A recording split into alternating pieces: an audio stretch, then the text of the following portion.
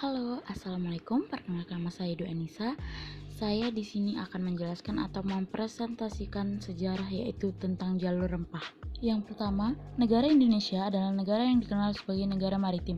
Mengingat Indonesia adalah secara kepulauan atau archipelago state, secara etimologi, archipelago sendiri berasal dari bahasa Yunani yang terdiri dari kata ar yang berarti besar atau utama, dan pelagos yang berarti laut, dan jika digabungkan berarti laut utama, serta memiliki keanekaragaman budaya yang sangat tinggi.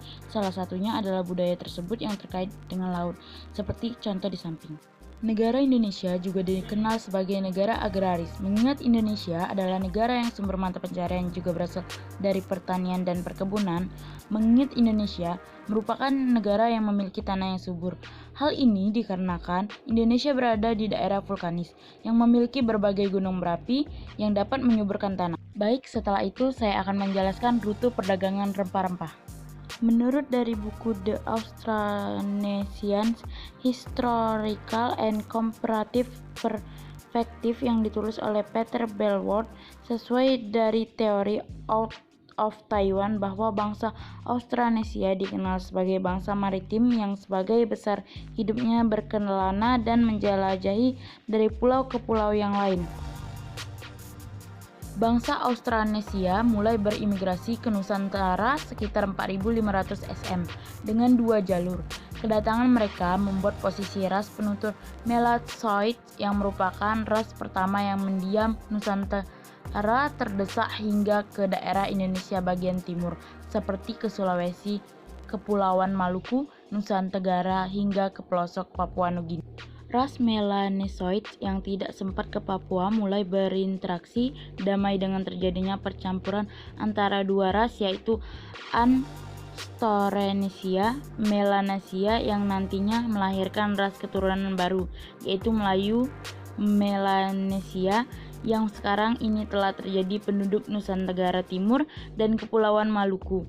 Budaya mereka inilah yang nanti menjadi pondasi dasar kebudayaan bahari. Datangnya bangsa penutur bahasa Austronesia di tanah Nusantara juga menjadi awal terjadinya proses akulturasi budaya dan juga proses awal mula terjadinya perdagangan, yaitu pertukaran rempah-rempah dengan komoditas lainnya. Kebudayaan mereka inilah yang nantinya menjadi cikal bakal lahirnya kebudayaan maritim yang memunculkan jalur perdagangan laut dan khususnya dengan berdagang membawa hasil rempah-rempah ke belahan dunia. Contoh peta migrasi bangsa Austronesia. Inilah contoh rute perdagangan rempah-rempah. Yang garis merah ialah jalur darat, yang garis biru ialah jalur laut. Austronesia mendirikan rute perdagangan dari Nusantara ke Industri dan Sri Lanka, yang akhirnya mengkoneksikan jalur perdagangan maritim ke rute Dupa yang berada di Laut Merah, dekat dengan Teluk Aden dan tanduk Afrika yang membuka akses ke Mesir dan Laut Mediterania.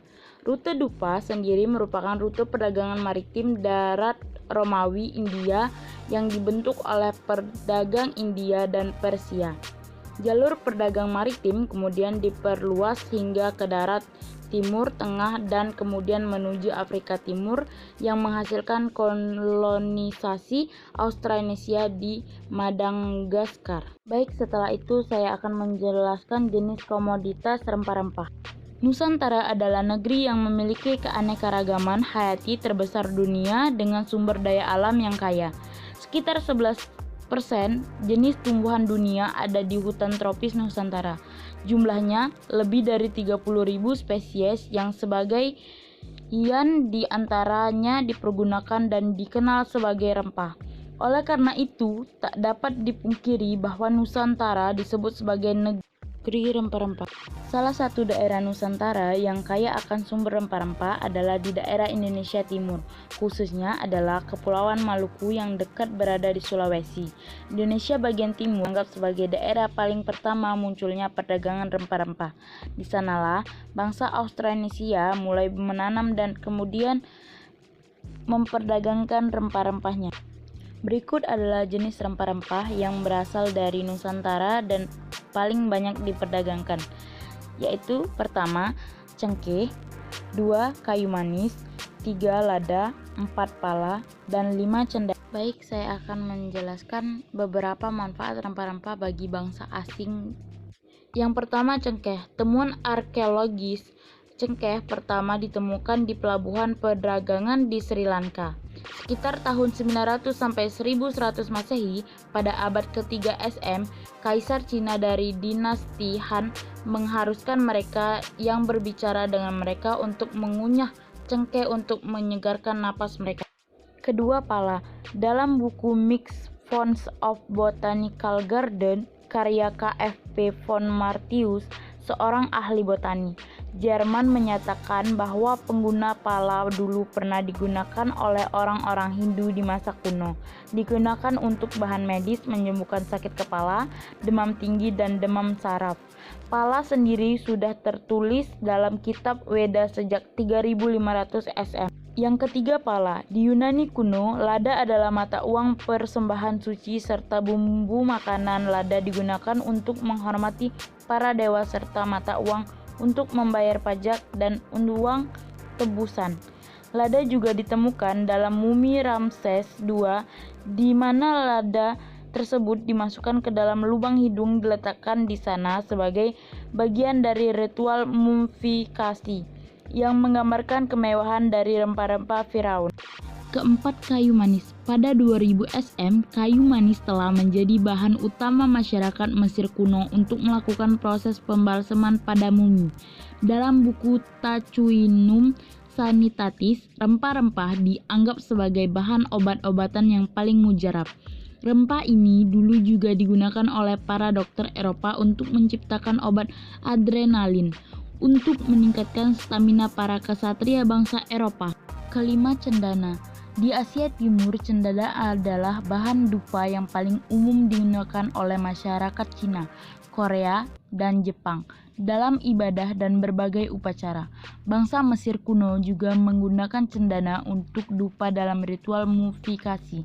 Masyarakat Skandinavia kuno menggunakan cendana untuk menganiskan ikan teri dan beberapa jenis makanan lainnya. Kemudian suku aborigin di Australia memakan buah dari pohon cendana. Satu, kebudayaan rempah-rempah di tanah Jawa. Pulau Jawa merupakan salah satu daerah di Nusantara yang dikenal sebagai negeri yang memiliki banyak kerajaan dan bahkan menjadi basis utama dalam kegiatan perdagangan atau perniagaan serta masuk dalam jajaran jalur rempah. Salah satu budaya dari hasil rempah adalah jamu. Jamu sendiri, konon jamu sudah dikenal sejak zaman Kerajaan Mataram sekitar tahun 1300 Masehi. Seperti contohnya ini. 2. Kebudayaan rempah-rempah di tanah Sumatera. Pulau Sumatera terletak di bagian barat gugusan Kepulauan Nusantara, dan pulau ini juga sangat dekat dengan area yang menjadi jalur perdagangan dan pelayaran. Salah satunya adalah Selat Malaka. Di sebelah timurnya, Sumatera merupakan daerah di mana masyarakat banyak memanfaatkan rempah-rempah, salah satunya dijadikan sebagai manisan atau jajanan ringan yang dikenal sebagai snack. Contohnya yaitu manisan pala. 3. Kebudayaan rempah-rempah di Bali.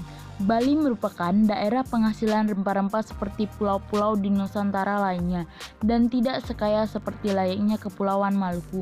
Tetapi, rakyat Bali sendiri sudah memiliki rempah-rempah sejak lama dan diperkirakan para pedagang dari India, Jawa, dan lain-lain juga pernah singgah di Bali dan berdagang serta membawa hasil ekspor rempah-rempah mereka sesuai dalam prasasti sembiran.